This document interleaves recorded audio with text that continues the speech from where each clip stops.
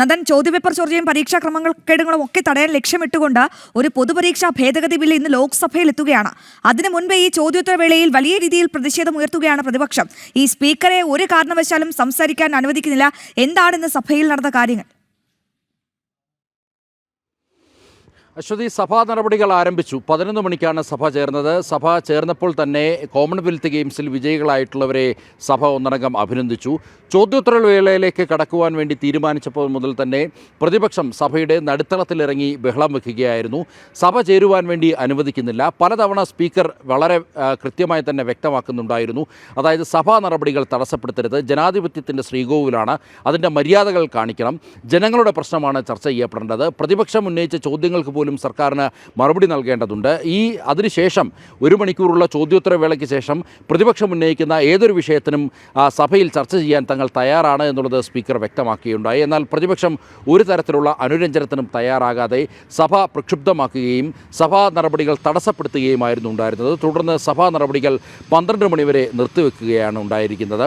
ഏതായാലും ഇനിയിപ്പോൾ സഭ ചേരുമ്പോൾ ഒരുപക്ഷേ ബില്ല്, അതായത് ഈ പരീക്ഷയുമായി ബന്ധപ്പെട്ട് ചോദ്യപേപ്പർ ചോർച്ചയുമായി ബന്ധപ്പെട്ടുള്ള അമെൻമെൻറ്റ് ബില്ല് ഒരുപക്ഷെ സഭയിൽ എത്തുവാനുള്ള സാധ്യതയാണ് നിലനിൽക്കുന്നത്. ഇന്ന് സഭയിൽ അത് ഉന്നയിക്കുമെന്നുള്ളത് ജിതേന്ദ്ര സിംഗ് അദ്ദേഹം വ്യക്തമാക്കിയുണ്ടായി. ജിതേന്ദ്ര സിംഗാണ് ഇന്നിപ്പോൾ സഭയിൽ ഈ ബില്ല് അവതരിപ്പിക്കുന്നത്. ഈ ബില്ലിൽ ഏറെ പ്രത്യേകത, ചോദ്യപേപ്പർ ചോർത്തുന്നവർക്കും അത് വാങ്ങുന്നവർക്കും 10 വർഷം വരെ കഠിന തടവും 10 കോടി രൂപ വരെ പിഴയും നൽകുവാൻ ഉതകുന്ന ആണ് ഈ അമെൻമെൻറ്റ് ബില്ല് എന്നുള്ളതാണ്. 2024 ബില്ല് അവതരിപ്പിച്ചത്. അതിൻ്റെ അമെൻമെൻറ്റാണ് ഇപ്പോൾ, ഭേദഗതിയാണ് ഇപ്പോൾ സഭയിൽ കൊണ്ടുവരുന്നത്.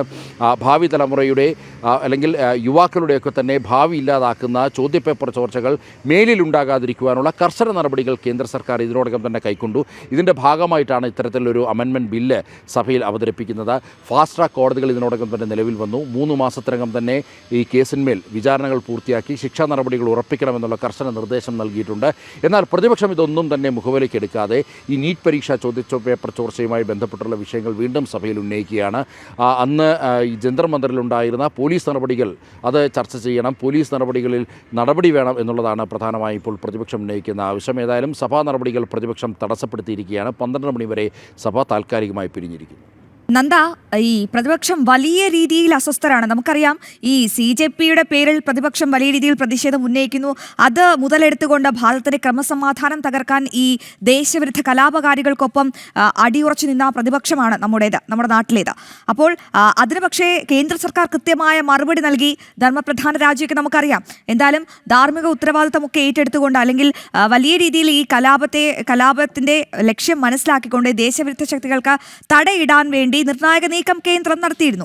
ഇന്നിതാ ഇപ്പോൾ പാർലമെന്റ് ചേർന്നിരിക്കുകയാണെങ്കിൽ, ലോക്സഭ ചേർന്നിരിക്കുകയാണ്. അപ്പോഴൊക്കെ നേരത്തെ നന്ദൻ സൂചിപ്പിച്ചതുപോലെ ഒരു പൊതുപരീക്ഷാ ഭേദഗതി ബില്ലാണ്. യുവതലമുറയെ മാത്രം ലക്ഷ്യം വെച്ചുകൊണ്ട് ഒരു സുതാര്യമായ ഒരു വിദ്യാഭ്യാസം ഭാരതത്തിലുടനീളം നടപ്പാക്കുക എന്ന തരത്തിലുള്ളൊരു ബില്ല് അവതരിപ്പിക്കുന്നതിന് മുൻപ്, അല്ലെങ്കിൽ ചോദ്യോത്തരവേളയിലേക്ക് കടക്കും മുൻപ് മനഃപൂർവ്വം ഈ ലോക്സഭ പ്രക്ഷുബ്ധമാക്കാൻ പ്രതിപക്ഷത്തിന്റെ ഭാഗത്തു നിന്നും ഒരു നീക്കം നടക്കുമ്പോൾ വളരെ ആസൂത്രിതമായി നടപ്പിലാക്കുന്ന, അല്ലെങ്കിൽ കേന്ദ്രത്തിനെ മനഃപൂർവ്വം കരിവാരി തേക്കാനുള്ളൊരു ശ്രമം നടക്കുന്നുവെന്ന് നമുക്ക് മനസ്സിലാക്കേണ്ടി വരില്ലേ ഈ ഘട്ടത്തിൽ?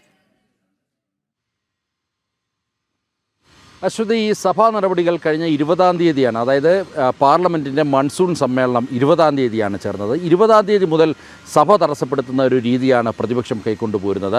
സഭാ നടപടികൾ തടസ്സപ്പെടുത്തരുത്, പ്രതിപക്ഷം ഉന്നയിക്കുന്ന ഏത് വിഷയങ്ങളും ചർച്ച ചെയ്യാൻ തങ്ങൾ തയ്യാറാണ്, നീറ്റ് പരീക്ഷാ ചോദ്യപേപ്പർ അടക്കമുള്ളവ ചർച്ച ചെയ്യാൻ തയ്യാറാണ്, പ്രതിപക്ഷത്തിൻ്റെ ചോദ്യങ്ങൾക്ക് മുന്നിൽ പാർലമെൻറ്റിൻ്റെ വാതിലുകൾ തുറന്നിട്ടിരിക്കുകയാണെന്ന് കേന്ദ്രമന്ത്രി കിരൺ റിജിജു വ്യക്തമാക്കി.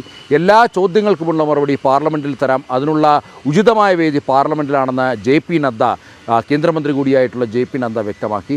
എന്നിട്ടും പാർലമെൻറ്റ് നിരന്തരം തടസ്സപ്പെടുത്തുന്നു എന്നുള്ളതാണ്. ഇതിൽ ഭരണപക്ഷം വ്യക്തമാക്കുന്നത് അടിക്കടി കോർട്ട്, അതായത് ഈ ഗോൾ പോസ്റ്റ് മാറ്റുന്ന ഒരു രീതിയാണ് പ്രതിപക്ഷത്തിനുള്ളത് എന്നുള്ളതാണ്. ഇന്ന വിഷയം ചർച്ച ചെയ്യണമെന്ന് ആവശ്യപ്പെടുന്നു. അത് ചർച്ചയ്ക്കെടുക്കുമ്പോൾ, അല്ലെങ്കിൽ അത് ചർച്ച ചെയ്യാൻ ഭരണപക്ഷം തയ്യാറാകുമ്പോൾ, സർക്കാർ തയ്യാറാകുമ്പോൾ അതിൽ നിന്നും ഒളിച്ചോടുകയാണ് പ്രതിപക്ഷം എന്നുള്ളതാണ് ഭരണപക്ഷം വ്യക്തമാക്കുന്നത്. ഈ കഴിഞ്ഞ 20-ാം തീയതി മുതൽ വീക്ഷിച്ചാൽ വളരെ കൃത്യമായി ബോധ്യമാവും. ഒരു തരത്തിലും സഭയുമായി സഹകരിക്കാൻ പ്രതിപക്ഷം പ്രതിപക്ഷം തയ്യാറാകുന്നില്ല. ഭരണപക്ഷമാകട്ടെ പ്രതിപക്ഷം ഉന്നയിക്കുന്ന ഏത് വിഷയങ്ങളും ചർച്ച ചെയ്യാൻ തയ്യാറാണെന്ന് പലതവണ ആവർത്തിക്കുന്നു. ഇന്നിപ്പോൾ വളരെ സുപ്രധാനമായ ബില്ല് സഭയുടെ പരിഗണനയ്ക്ക് വരാനിരിക്കുകയാണ്. ഇത്തരത്തിലൊരു നിഷേധാത്മക സമീപനം പ്രതിപക്ഷത്തിൻ്റെ ഭാഗത്തു നിന്നും ഉണ്ടാകുന്നത് എന്നുള്ളതാണ് ഖേദകരം.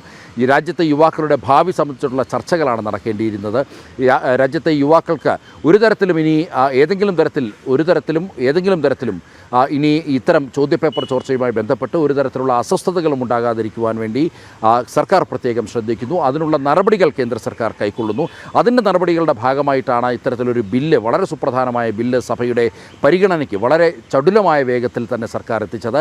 എന്നാൽ അതിനെ അംഗീകരിക്കാൻ പ്രതിപക്ഷം തയ്യാറാകുന്നില്ല എന്നുള്ളതാണ് യാഥാർത്ഥ്യം. അകാരണമായി പ്രതിപക്ഷം സഭാ നടപടികൾ തടസ്സപ്പെടുത്തുന്നു. അതിൻ്റെ നേർക്കാഴ്ചയാണ് അല്പം മുമ്പ് കണ്ടത്. 11 മണിക്ക് സഭാ നടപടികൾ ചേർന്ന് കോമൺവെൽത്ത് ഗെയിംസിൽ വിജയികളായിട്ടുള്ളവർക്ക് അതിലുള്ള സന്തോഷം സഭാ സ്പീക്കർ വ്യക്തമാക്കിയുണ്ടായി. പിന്നാലെ ചോദ്യോത്തരവേളയിലേക്ക് കടക്കാമെന്ന് പറഞ്ഞപ്പോഴേക്കും പ്രതിപക്ഷം സഭ തടസ്സപ്പെടുത്തുകയായിരുന്നു. 12 മണിവരെ സഭ താൽക്കാലികമായി പിരിഞ്ഞിരിക്കുന്നു. അശ്വതി.